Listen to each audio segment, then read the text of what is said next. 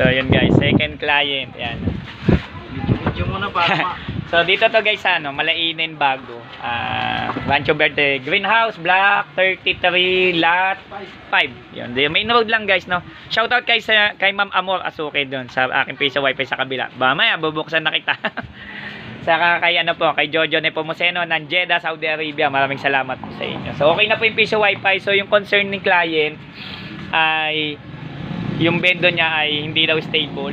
Tapos gusto niya mag multiple antenna setup. So may mga wire na siyang ginamit. So una, ito yung second antenna niya. Ayan. Bossing, hindi pa kami nagiinom, bossing. Opo, bawal sa amin yung bossing. Mababait po kami, bossing.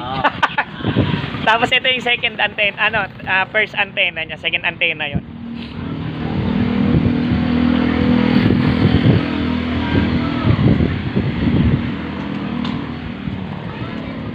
So yun.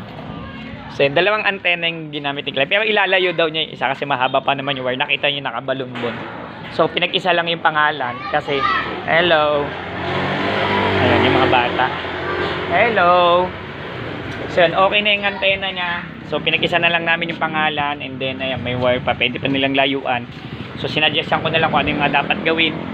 Kaya pinababawi ko lang din yung license, no? Kasi explain ko kay client bakit kailangan hawak nila yung license. No. Alam niyo na yan sa mga manananggal. No, manananggal ng license. So yung series natin na manananggal. So ingat po tayo sa mga ganung sistema. Okay po 'yan. So mamaya kita-kita po tayo ay Glory More. Malainin Luma, doon naman po kami. Tsaka Belmont, maraming salamat po. PC mo gawa mo, don't forget to subscribe.